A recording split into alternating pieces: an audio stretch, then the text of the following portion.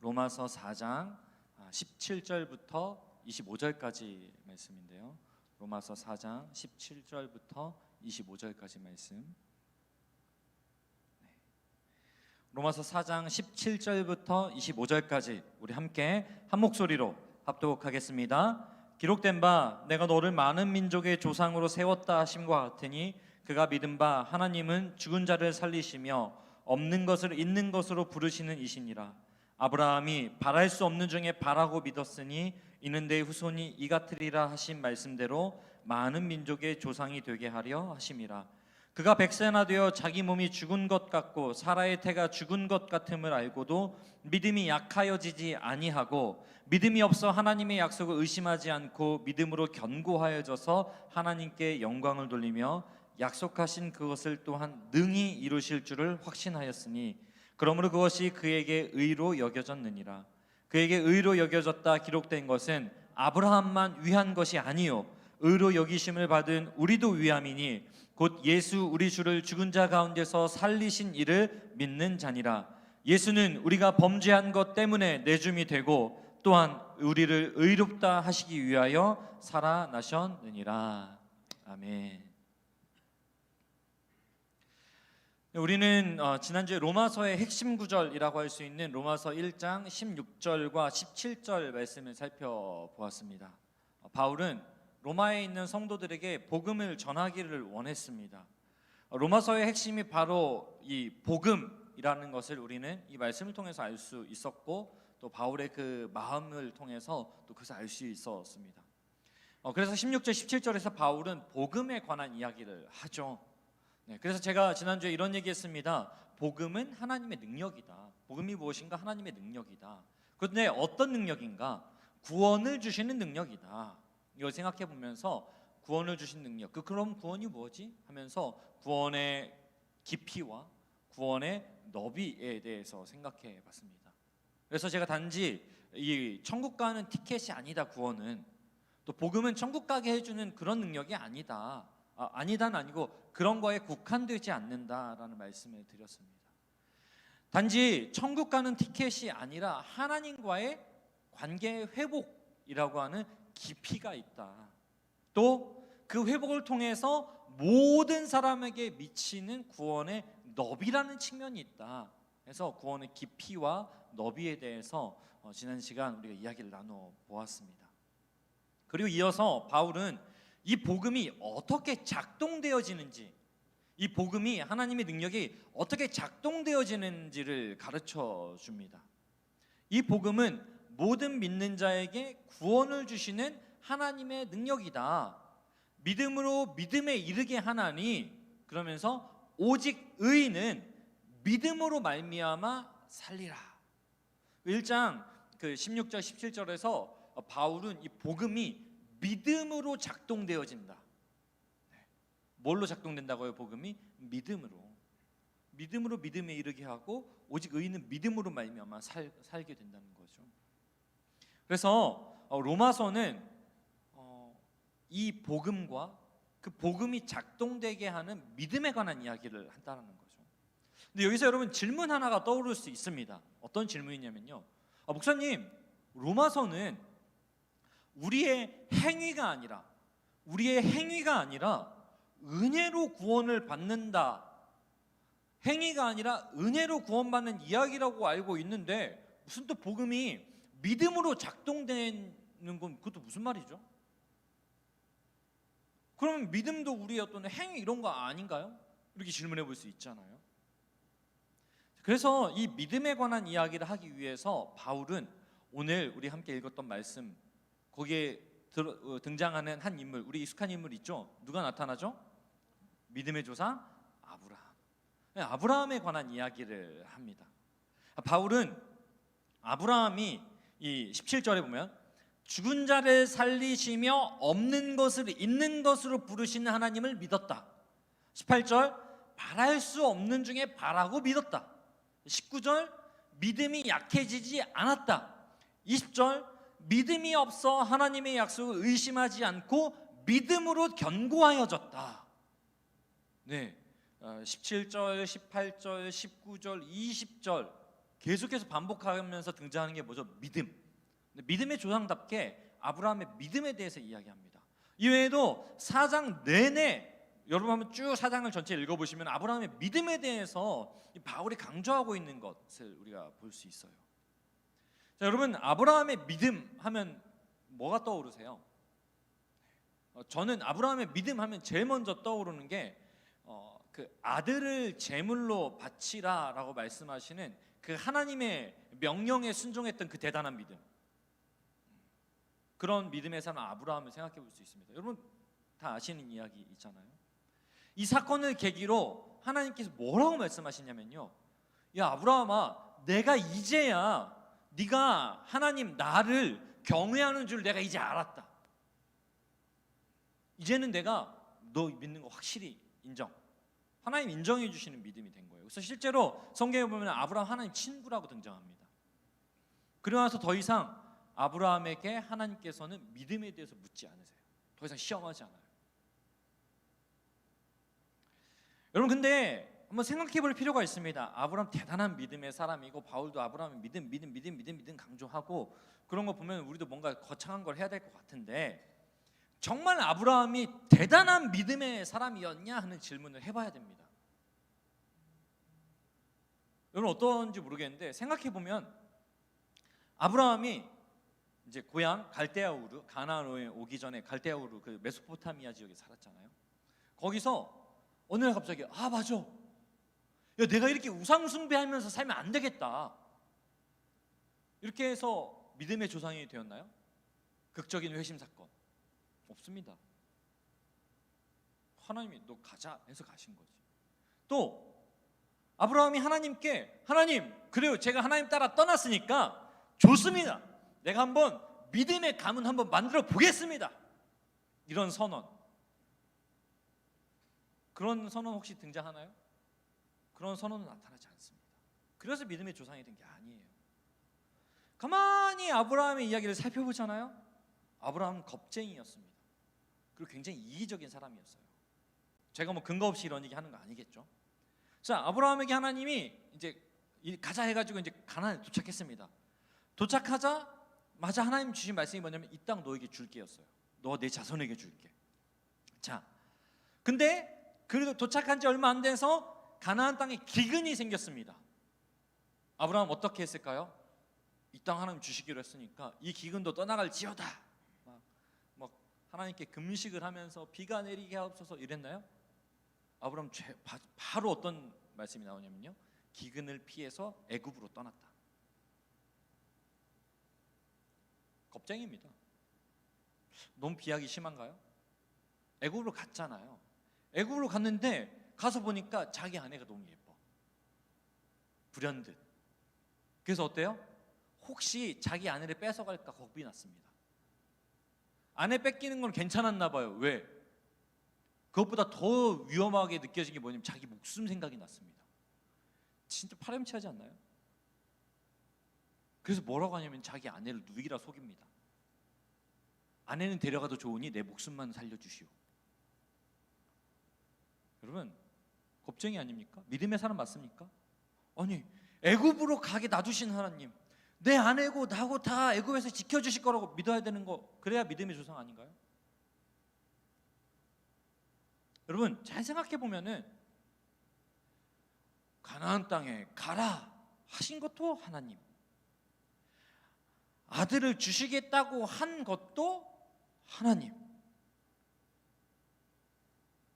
아브라함이 하나님의 약속 믿고 꿋꿋하게 걸어가기만 한 것도 아니고 그 약속을 기대하면서 믿음으로 선포한 것도 아브라함이 아니라는 거예요.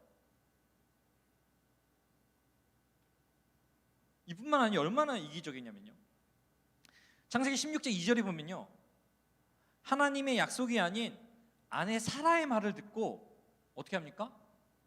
하나님 분명히 얘기했거든요. 뭐라고요? 사라의 몸에서 날 아들. 근데 사라의 말 듣고 결국 어떻게 합니까? 이스마엘 낳잖아요. 여종 하갈을 통해서. 창세기 17장 17절에 보면요, 심지어 이렇게 하면 이 지경입니다. 여러분 여기서 우리 좀 많이 힘을 얻어요. 우리가 성경의 인물들을 통해서 굉장히 힘을 얻는 경우가 많은데 창세기 17장 17절에 보면요, 하나님이 야, 너 아들이 낳을 거야. 그러자 아브라함의 반응이 어땠을까요? 성경이 정확하게 이렇게 번역해 놨습니다. 엎드려 웃었더라. 우와! 하나님 비웃는 거죠. 아브라함이 대단한 믿음의 사람인 줄 알았는데 겁쟁이 이기적인 데에다가 심지어 하나님 비웃기까지 한. 우리 그런 말 많이 하잖아. 하나님 말씀만 하시면 내가 순종하겠다고. 우리는 그 하나님 말씀 한 번만 들어보고 싶다. 우리 인생의 어떤 목표인데 아브라함 하나님이 너 아들 낳을 거야. 부하.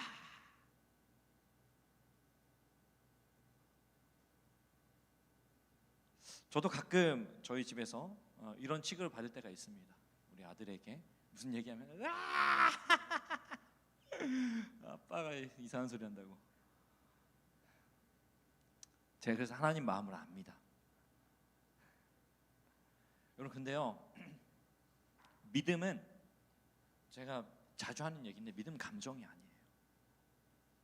믿음이 만약에 감정이라면은 오늘 아브라함이 보여주는 것처럼 겁내고 이기적이고 심지어 하나님을 비웃는 그런 아브라함 보잖아요. 그는 절대로 믿음의 사람 아닙니다. 믿음의 조상도 절대 안 됩니다. 믿음 없는 사람의 표본 아브라함. 왜요? 하나님 믿는 것 같은데 보면 계속 흔들리잖아요. 여러분, 우리가 소위 그런 얘기 많이 하잖아요. 아, 저는 믿음이 약해요. 믿음이 없어요. 그 믿음 없는, 믿음 약한 우리의 모습과 아브라함의 모습 뭐가 다릅니까? 아니, 어쩌면 우리가 더 믿음 있어요. 우리는 하나님을 한 번도 본 적이 없어. 근데 아브라함 얘기를 보잖아요. 하나님이 옆집 아저씨보다 더 많이 등장해. 목사님 만나는 것보다 더 쉽다니까. 이찬수 목사님 만나는 게 훨씬 어려워. 아브라함이 하나님 만나는 것보다. 웃지 않은 소리예요. 근데 아브라함의 믿음, 겁쟁이, 이기적, 하나님 비웃음. 여러분, 이 사람을 가리켜서 우리는 정말 믿음의 조상, 믿음 있는 사람이라고 얘기할 수 있냐라고 하는 거죠.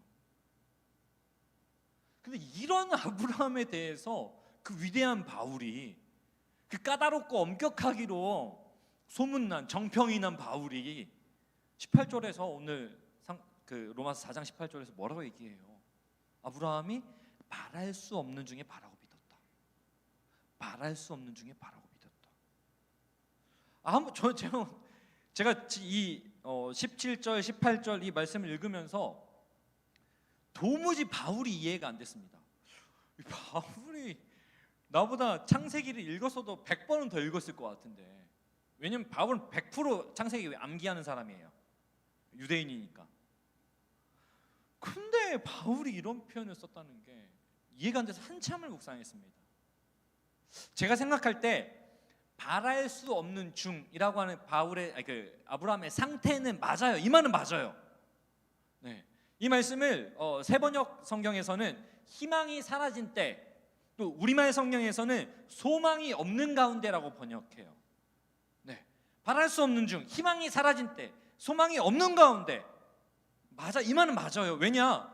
85세인 아브라함과 특히 75세인 사라가 자식을 낳을 수 없는 상태, 희망이 사라지고 소망이 없는 상태 맞아요. 자식을 낳는 것에 대해서 맞잖아요? 동의하시죠?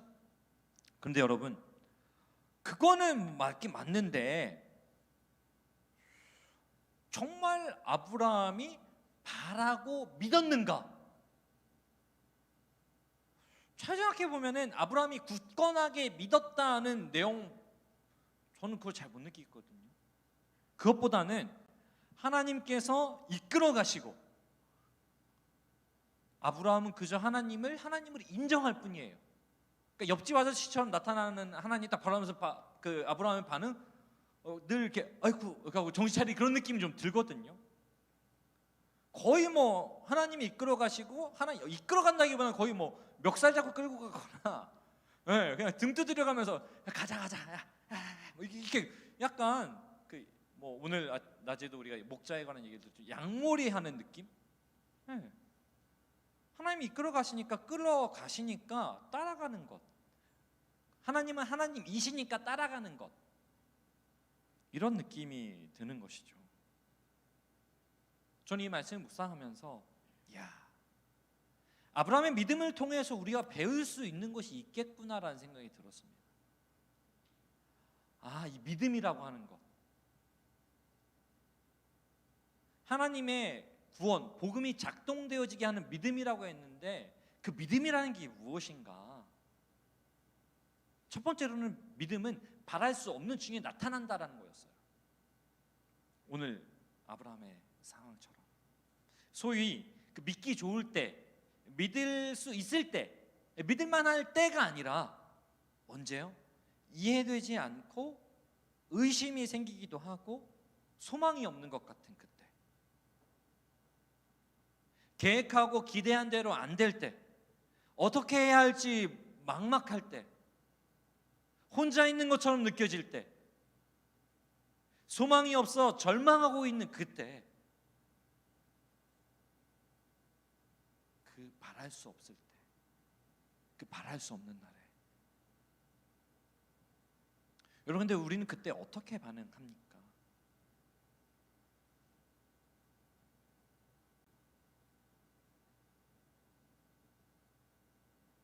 그때 우리가 해야 되는 게 있다면은 맞아, 하나님이 계시지, 하나님이 계시지, 되새기는 것, 믿는 것입니다.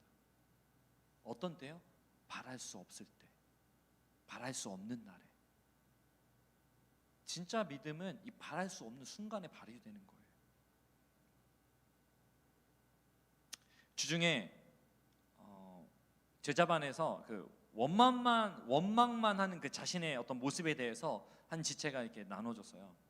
그러면서 어떤 얘기를 하냐면요, 그런 자신의 어떤 모습, 그러니까 믿음의 어떤 흐름, 자신의 믿음을 정리하는 어떤 일종의 레퍼토리가 있다는 이야기였어요. 주로 어떤 거냐면은, 첫 번째로 일이 안 풀린다.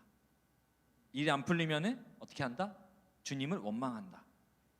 주님 원망하면 어떻게 되는가? 일이 더 잘 안 풀린다. 더 잘 안 풀리면 어떻게 되는가? 이제 원망도 하기 싫어. 그 다음 어떻게 돼요? 야, 주님 진짜 계셔? 하고 의심한다는 거죠. 그러다가 막 마음이 다 무너져요. 하나님 이거 없어. 그러다 어쩌다 이제 잘 풀려. 그럼 하나님 계시구나가 아니에요. 어쩌다 잘 풀리잖아요. 우연히 또 그렇게 됐네. 아니면은 그래, 내가 노력해서 그래, 내가 잘해서 그래. 원망을 감당해야 되는 몫과 나의 일을 잘 풀어야 하는 몫은 하나님께 있고요, 정작 그것이 잘 되었을 때 하나님 몫은 없는 것이죠. 나만 남는 거예요. 이런 나눔을 하니까 또 다른 한 지체가 이런 또 고백을 나눠줬어요. 제가 읽어드릴게요. 내가 원하는 때에 계획대로 되지 않아서 하나님의 존재를 의심했고, 열심에 대한 결과가 나오지 않아서 원망하고 불평했던 것 같아요. 그런데 그 열심과 뜻을 하나님께 구하고 묻고 기도했는지, 아니면 그냥 내 생각으로 좋아 보이는 것에 열중하여 열심을 다한 것은 아닌지 되돌아보게 됩니다. 이러면서 이 마지막 말이 저에게 되게 큰 울림이 되었습니다. 생각해보면 밤낮으로 주무시지도 아니하시는, 밤낮으로 주무시지도 않고 일하시는 하나님이신데, 우리는 분명히 그렇게 말합니다. 하나님 졸지도 주무시지도 않으셔. 하나님 나와 늘 함께 하셔. 그러나 정작 우리의 삶에서 하나님은 안 계신다는 거예요. 바랄 수 없을 때 믿음이 발휘되는 것이 아니라, 바랄 수 없을 때 의심병이 도지는 것이 우리의 모습이라고 하는 거죠. 극심한 질문이 우리에게 찾아왔을 때, 답이 없는 갈림길 앞에 섰을 때 하나님께 묻는다고 말은 합니다. 그리고 고민합니다. 하지만 정작 하나님의 말씀에, 정작 하나님의 뜻에 정말 우리가 관심이 있는가 했을 때 이 지체가 나눠준 것처럼 그냥 내 생각으로 좋아 보이는 것에 열중하며 열심을 다하는 것은 아닌지, 정말 하나님의 뜻에 관심이 있었는지라는 질문, 저 여러분에게 너무나 필요한 것 아니겠습니까?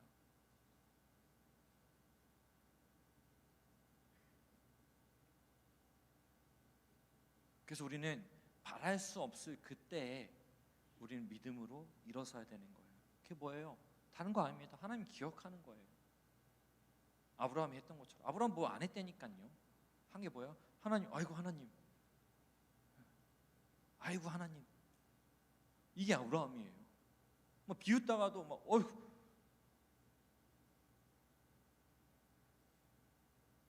그래서 제가 이 아브라함의 믿음에 대해서 묵상하면서 바랄 수 없는 중에 나타나는 것이기도 한데, 가만히 생각해 보니까 그거는 우리가 뭘 막 해내는 게 아니더라고요. 아브라함의 믿음 뭐예요? 하나님께서 다 하신 것이더라. 아브라함의 믿음의 핵심은 뭐냐면요, 하나님께서 하셨더라요. 아브라함의 믿음이라는 것이 아브라함이 무엇을 지켰다거나 아브라함이 하나님께 무엇을 해서 드렸다거나 이런 것이 아니라는 거예요. 아브라함의 믿음 이걸 뭐냐면요, 하나님께 끌려갔다. 믿음은 하나님께 끌려가는 거예요. 이런 아브라함에 대해 22절에 보면요, 그것이 그에게 의로 여겨졌느니라. 그것이 그에게 의로 여겨졌느니라. 여기에 여겨졌다라는 표현이 나오는데요, 아브라함의 믿음이 공로가 되었다가 아니에요. 이 여겨졌다라고 번역된 이 로기조마이라는 단어는 계산하다라는 의미가 있어요. 아브라함이 계산한 게 아니에요. 하나님께 여겨주신 거예요. 무슨 말입니까? 하나님께서 계산해 주셨다라는 의미예요. 아브라함의 믿음, 우리는 아브라함의 믿음이라고 얘기하는데 결국 아브라함의 믿음은 뭐예요? 하나님의 계산해 주심에 있다는 거죠. 값을 치르셨다는 거예요. 여기 17절 19절에서 아이를 낳을 수 없었던 그 상태를 가리켜서 죽은 자와 같이 되었다라고 표현합니다. 죽었다라고, 정확하게 말하면 죽은 것 같다는 게 아니라 죽었다라고 표현해요. 죽은 상태였어요, 아브라함과 사라는. 무슨 말입니까? 더 이상 가능성이 없다는 거죠. 불가. 똑같습니다. 우리도 마찬가지로 아브라함과 사라처럼 죽은 상태예요. 가능성이 없습니다. 뭐에 대해서요? 생명에 대해서, 생명의 삶에 대해서, 믿음에 대해서. 그런데 그 하나님께서 아브라함과 사라에게 무엇을 주십니까? 아이, 생명을 주셨잖아요. 죽은 자와 같았던 우리에게 생명을 주셨다는 거예요. 그 말씀이 어디로 연결되는 거예요?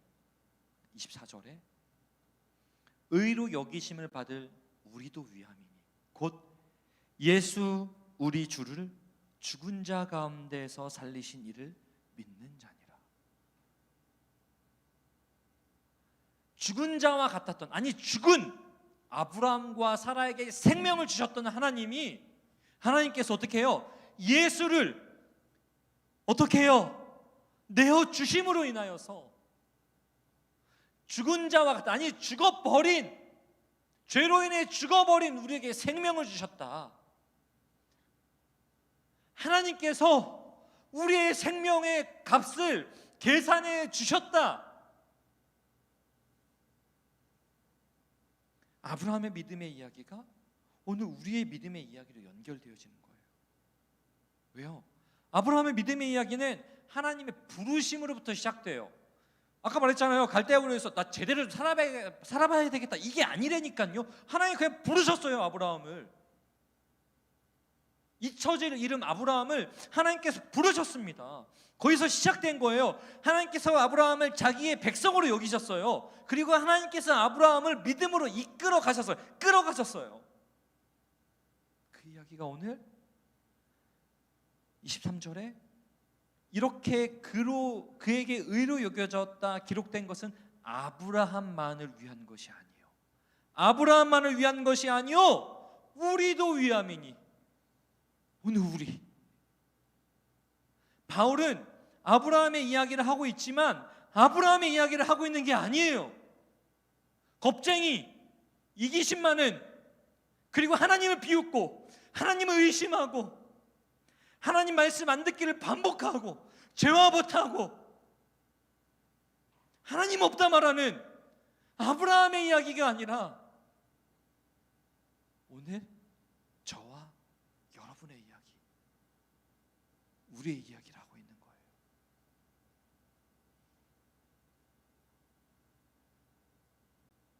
사랑하는 청년 여러분, 아브라함을 부르셨던 것처럼 하나님께서는 오늘 우리를 부르셨어요. 여전히 혼란스럽고 여전히 그리스도인으로 사는 게 무엇인지, 이렇게 사는 게 맞는지 고민하고 어떻게 살아야 할지 막막하게 살아가고 있는 그런 우리이지만, 그런 우리를 하나님께서 부르셨어요.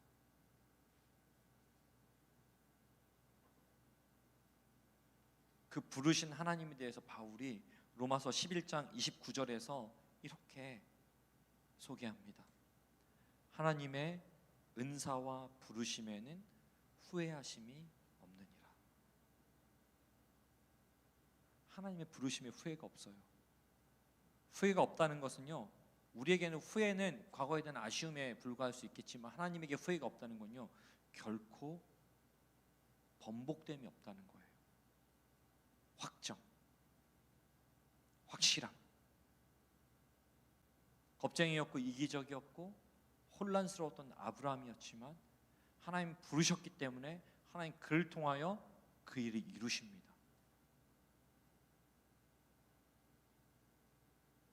그래서 로마서 4장 25절에 예수는 우리가 범죄한 것 때문에 내줌이 되고 우리를 위해 십자가에 예수님을 내주신 거예요. 겁쟁이이고 이기적인 아브라함을 믿음으로 이끌어 가셨던 것처럼, 겁쟁이이고 이기적인 우리를 믿음으로 이끌어 가기 위해서 그러신 거예요. 믿음은 우리가 무엇을 해내야 된다, 이렇게 우리는 여기고, 어떨 때는 믿음을 감정으로 여겨요. 하지만 믿음은 그런 게 아닙니다, 여러분. 믿음은 하나님의 부르심에 대한 우리의 반응입니다. 바랄 수 없는 중에 하나님을 바라보는 것, 그 반응, 그리고 그 부르신 그분에게 끌려가는 것.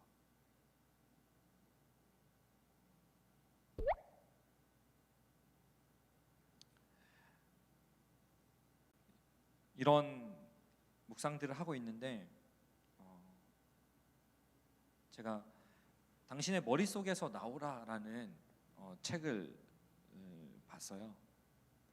그 책에 그림이 있더라고요. 그 책에 여러 페이지에 이 그림이 나오는데요, 우리의 어떤 아까 한 친구가 나눠줬던 레퍼토리 같은 그런 레퍼토리가 있다는 거예요. 제가 그림을 좀 보여달라고 요청을 했는데, 준비가 됐나요? 네, 잘 보이는지 모르겠는데, 그 왼쪽 편이 일반적인 우리의 어떤 레퍼토리입니다. 그 까만색이, 초록색이 우리의 레퍼토리 말고 이제 하나님이 개입된 레퍼토리예요. 그러면 봐봐요, 우리에게 선택권이 있다는 거예요. 까만 거 선택할래, 초록색 선택할래, 이겁니다. 보면 맨 위에 감정입니다. 우리의 감정이 어떤 상태냐면 실질적인 혹은 상상 속의 위협에 대한 두려움이 우리에게 찾아옵니다. 그 두려움이 찾아오면 감정이 생각으로 연결돼요. 어떤 생각? 하나님이 나의 내일까지 돌봐주실지는 의문이다라는 생각이 찾아오는 거예요. 그럼 그 생각은 우리의 행동으로 연결됩니다. 어떤 행동? 하나님의 권위에 저항하는 행동으로 연결됩니다. 그러면서 어떻게 됩니까? 하나님과의 관계가 통제하고 조종하는 관계가 됩니다. 결국 거기엔 자유가 없어요. 결과가 어떻게 됩니까? 끊임없는 걱정. 완전 우리의 영적, 정서적 존재가 망가지는 거죠. 이걸 선택할 거냐는 거예요. 이게 하나님이 정말 원하시는 거냐는 거죠. 아니라는 거예요. 그럼 어떻게 해야 되는가? 우리 믿음의 사람들은 저 위에서부터 내려오는 게 아니라 아래에서부터 올라갑니다. 아까 똑같은 감정이 우리에게 찾아옵니다. 어떤 두려움이라고 하네. 감정이 찾아왔을 때 우리에게 선택한 그 딱 화살표가 있죠. 어떤 화살표? 선택이라는 화살표. 내 두려움을 하나님께 맡기기로 선택하겠다. 이 두려움은 내게 아니야, 하나님 거야. 이게 딱 차가 들어오는 거예요. 그럼 생각이 바뀝니다. 하나님은 내 인생의 모든 날들을 온전히 다스리셔. 그런 분이지. 그러면 행동이 어떻게 연결되냐면요, 하나님의 권위에 복종하는 행동들로 연결됩니다. 하나님을 의지하게 되는 거죠. 그러면은 여기 관계가 어떻게 되냐면요, 상대방에게 집중하고 오픈된 관계가 되는 거예요. 그래서 관계가 회복됩니다. 결과가 어떻게 됩니까? 그러니까 어떻게 돼요? 내 자존감이 완전히 회복되고 내 영적인 부분이 회복되니까 어떻게 됩니까? 두려움이 없는 상태가 된다는 거예요. 이 두 그림의 차이가 있다면은 하나님께 맡기기로 선택하느냐 마냐에 관한 이야기입니다. 여러분 무엇을 선택하시겠습니까? 결국 이 이야기에서 통해서 볼 수 있는 거 뭐예요? 믿음이라고 하는 거 다른 거 아니에요. 믿음은 바랄 수 없을 때 하나님 한번 쳐다보는 거예요. 아브라함이 그거 했기 때문에 흔들리는 믿음의 환경 속에서 완전히 무너지지 않고 어떻게 해요? 믿음의 조상이라고 하는 데까지 자라갈 수 있었던 것입니다. 사랑하는 청년 여러분, 바랄 수 없고 소망이 없는 상태라는 생각이 든다면 우리 어떻게 해야 됩니까? 하나님을 생각합시다. 그리고 그분에게 끌려가면 됩니다. 끌려가면 돼요. 그렇게 끌려가는 믿음으로 인해 우리 삶 가운데 복음의 능력이 작동되는 거예요. 저도 그렇게 생각했었어요. 믿음이라고 하는 거 내가 막 지켜야 되는 거. 그래서 내 믿음을 하나님께 막 증명해야 될 것 같은 어떤 믿음 강박증에 빠져서 살았습니다. 그래서 늘 기도하는 게 뭐였냐면, 하나님, 저는 믿음이 없는 사람입니다. 오늘 또 무너졌습니다. 주님, 믿음에 있어서 저는 정말 쓸모없는 녀석입니다.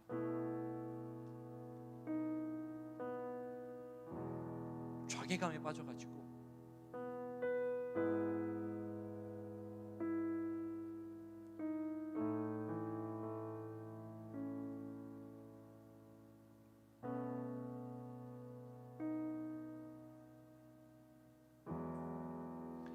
무언가 하나님한테 막 증명하려고 막 애를 쓰는 그런 삶을 사는 거죠.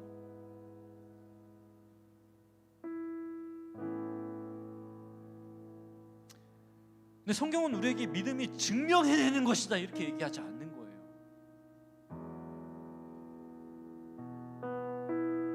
복음, 구원, 믿음,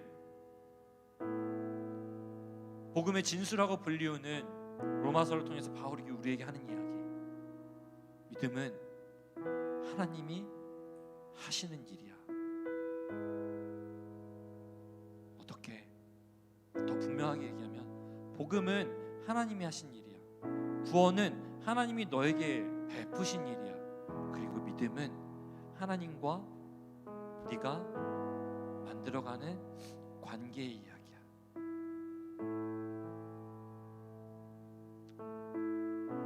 끌려갈지라도 그게 하나님과 관계야. 그랬을 때 그 믿음으로 인해서 우리 삶 가운데 복음의 능력이 작동되고 나타나게 될 거야.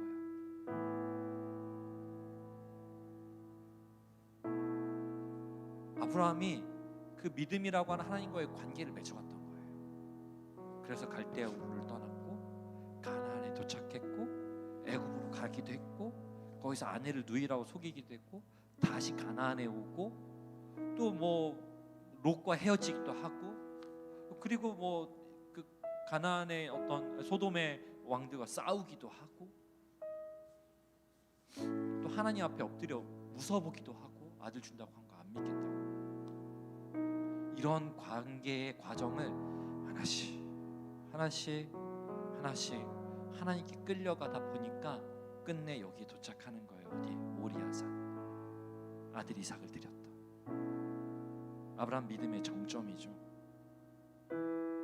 뭡니까? 믿음은 우리가 막 뭘 증명해내 가지고 너 천국 갈 수 있네 이거 확인하는 거 아니에요. 믿음은 하나님과 만들어가는 관계의 이야기입니다. 사랑하는 여러분, 여러분은 하나님과 어떤 관계를 만들어가고 계십니까?